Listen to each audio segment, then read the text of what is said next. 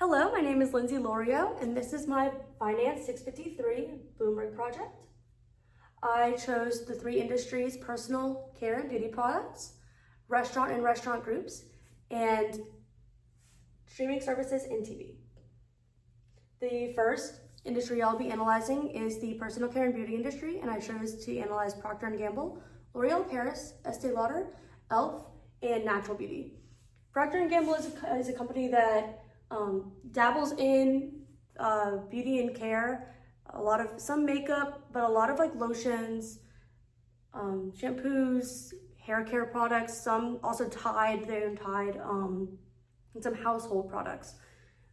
Unlike the rest of these companies that are primarily makeup and hair care. This is the data for Procter & Gamble. Their short-term solvency is overall low.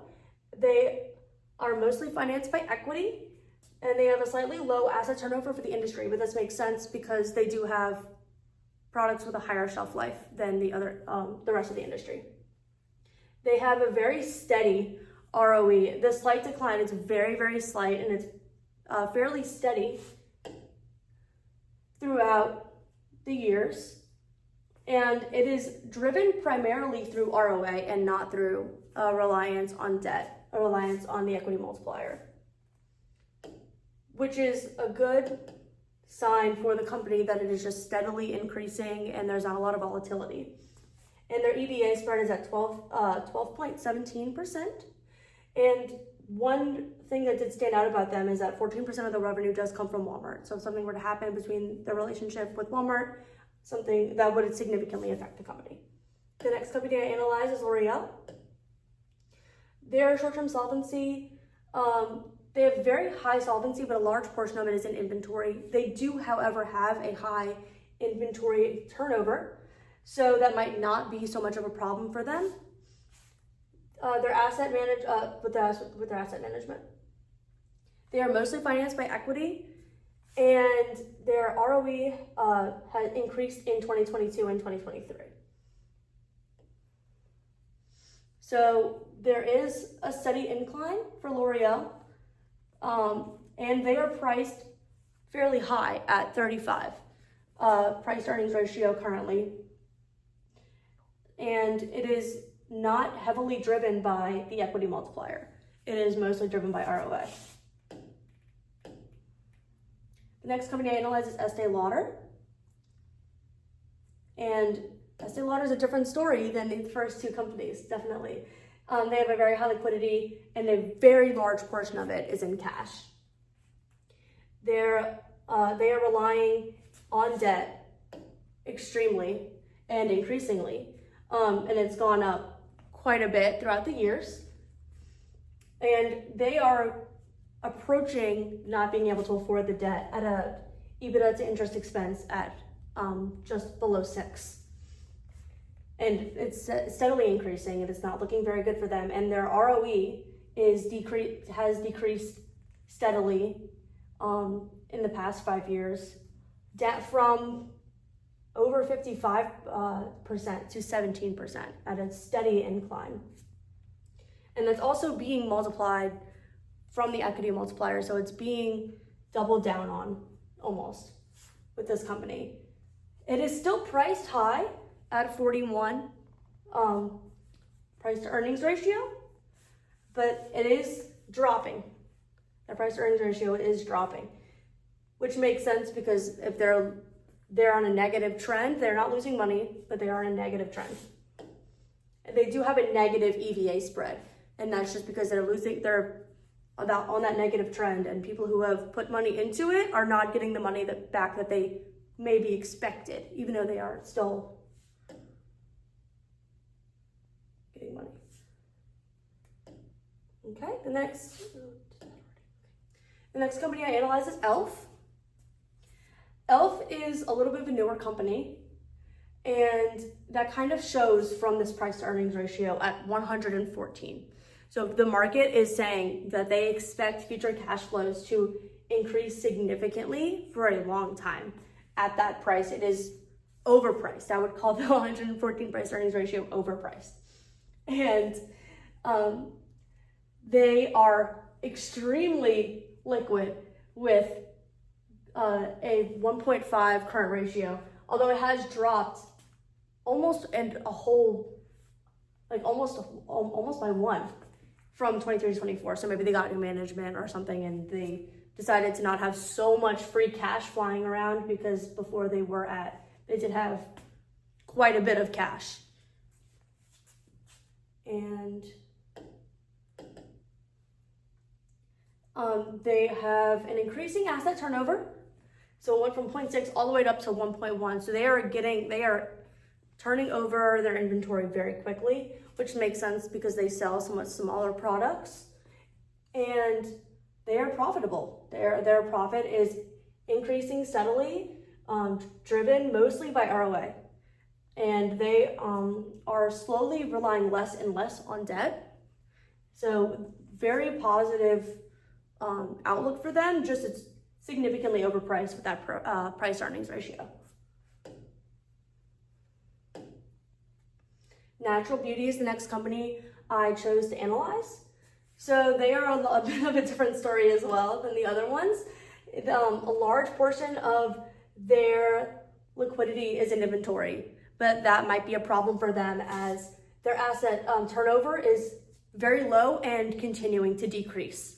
So if a large portion of that liquidity is in inventory, if something were to happen, they would not be able to turn that inventory over to be able to pay off any short-term debt that they might have, because they have a low inventory turnover. And they cannot afford their debt. As you can see, their EBITDA to interest expense is slowly declining, and it is now negative, which means that their EBITDA is negative. And it is not looking good for them with the profit margin, as it is slowly decreasing, going more and more into the negative. And same with their ROE. So they are just not profitable. They are not making money. And their price earnings ratio is at a negative 9.3 because of that negative equity, or the negative earnings. My bad. And their EVA spread is at a negative 22.1%. Something I did notice about the personal care and beauty industry is that overall is that they did have higher turnovers. They did have a nice kind of variance between companies that were steady and volatile and declining. So I liked that I kind of got some of all of them, all of the types of companies, if you will. And the major thing I noticed was less of a reliance on equity and higher turnover rates in general. The second industry that I chose to analyze is the restaurant and restaurant groups industry. I will be analyzing Darden. They own Olive Garden and some other chain restaurants. Dine Brands, which own IHOP and some other restaurants. Starbucks, a coffee shop that everybody is familiar with. Retail Food Group, which also is another one that owns some chain restaurants and also a food supplier to restaurants. And Krispy Kreme, which is a donut shop. So first off is Darden. They have extremely low liquidity, surprisingly low liquidity, with a current ratio that is hovering around 0.6. So if something were to happen in a very short term, they cannot pay off their short-term liabilities with their short-term assets.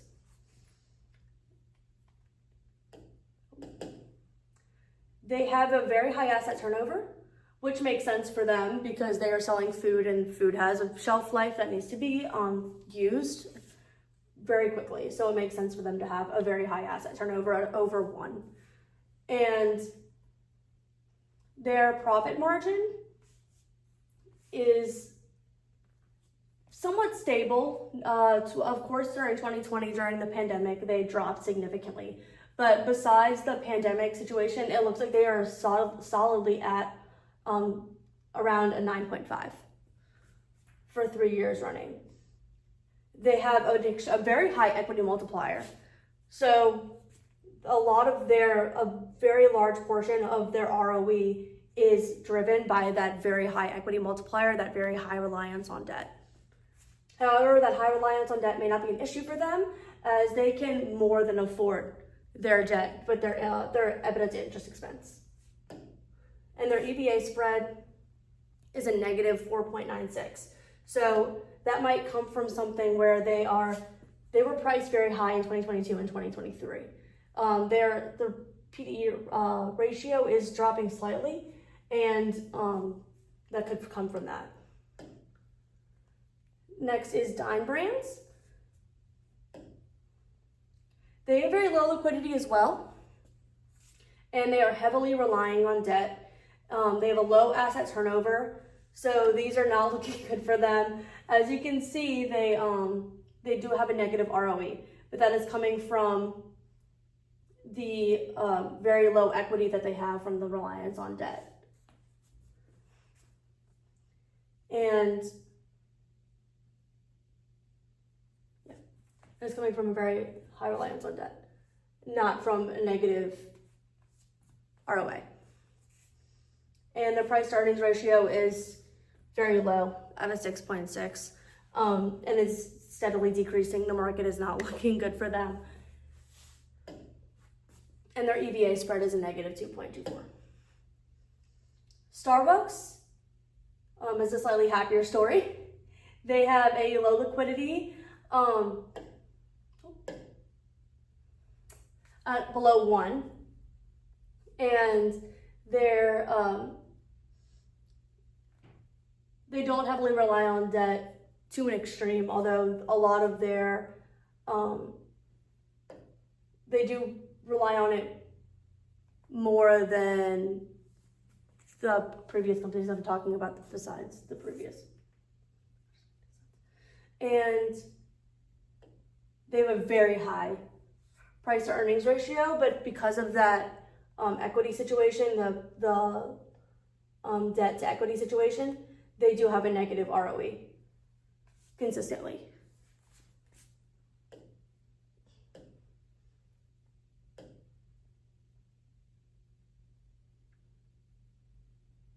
And they have a very high PE and a 9.87 EVA spread.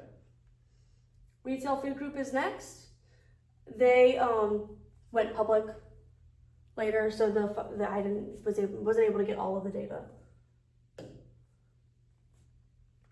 They have a very high liquidity, but it is mostly in receivables. As I previously stated, that they do supply food to restaurants, and food suppliers tend to give credit to restaurants so that they can pay them when they can. They are trending towards less reliance on debt, and they have a lower asset turnover, which makes sense as a food supplier. And they have a poor but increasing ROA.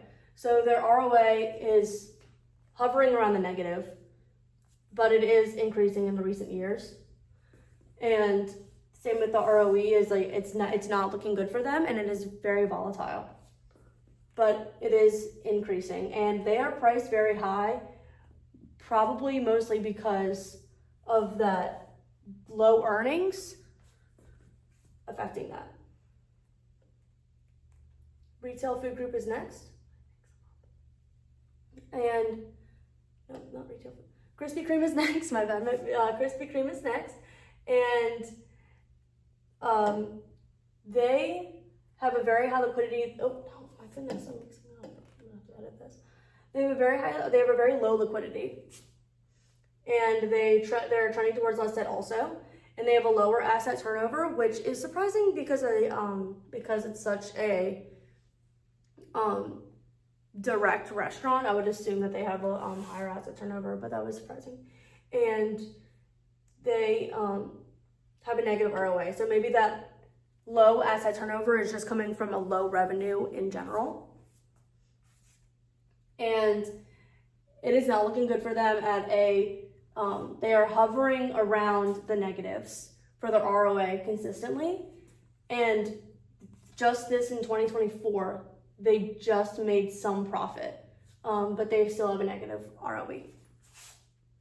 And they are priced very high at a 9.96. So the market is saying they might have low earnings now, but in the future probably won't, so they're pricing it very high. And their EVA spread is at a negative 8.9. Surprisingly lower turnover on average for restaurants. I would assume that they'd be higher than the makeup industry, but in the companies that I analyzed, at least they weren't. And they had a much more heavy reliance on debt. Next industry that I analyzed is streaming services and TV. First is Netflix. Netflix is, they are increasing, their liquidity is increasing. They're turning towards less debt, and they have a somewhat average asset turnover for the industry. They have a high ROE and a high price earnings ratio. So they have that 54 price earnings ratio, so they are overpriced for that ROE, but that ROE is at 38% right now. So it is very high. And there was a bit of a drop at 2022 and 2023. So it is more volatile as a whole company. And that they have a negative EVA spread at 12.95%. Next is Spotify. Spotify has an increasing liquidity and it's very high. It's mostly in cash. And they are mostly funded by equity. They have a negative ROA, and that's because of the very high,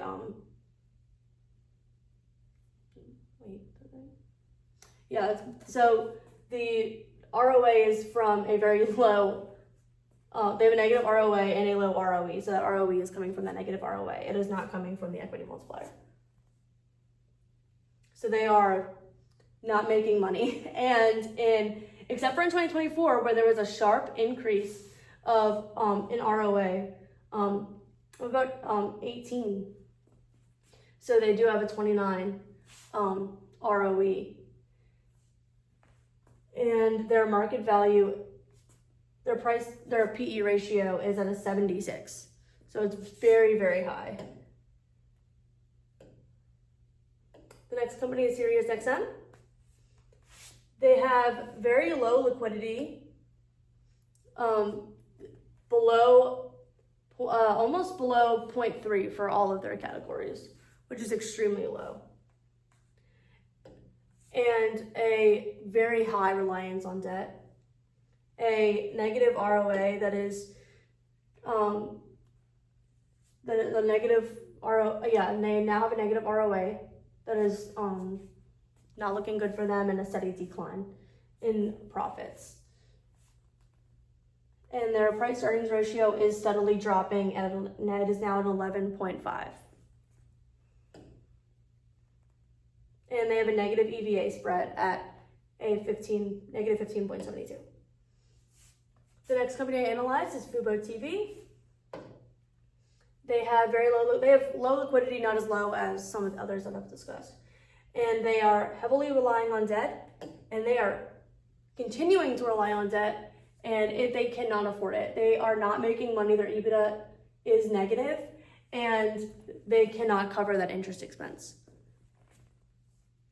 So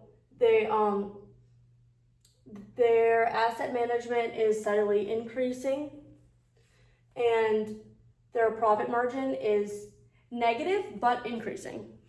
So they are on a trend towards becoming profitable eventually, and they are a newer company, so it is possible that they are growing.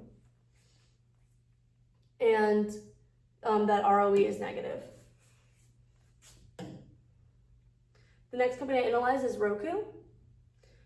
They are very high in liquidity, mostly funded by equity, but they can't afford their debt.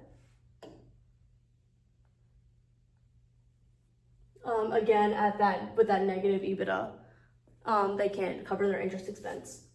And their profit margins are regularly negative, but they are more volatile as a company in general. And their ROE is regularly negative as well.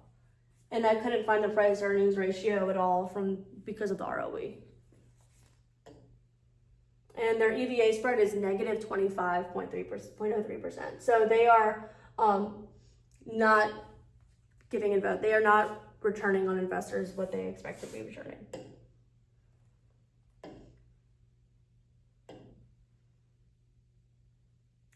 And streaming and TV, they had heavy reliance on debt overall, definitely more volatile as just companies, they had a lot more ups and a lot more downs compared to the other industries.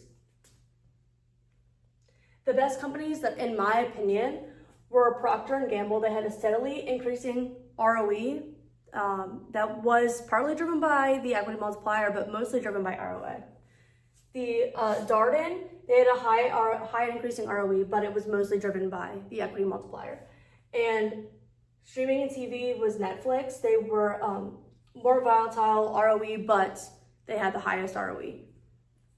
My favorite company overall would be Darden because of that steady increase. They are not extremely overpriced, that price to earnings ratio, like some of the other companies that I analyzed. So I definitely would go as a favorite with Procter & Gamble. Thank you so much. That was my project.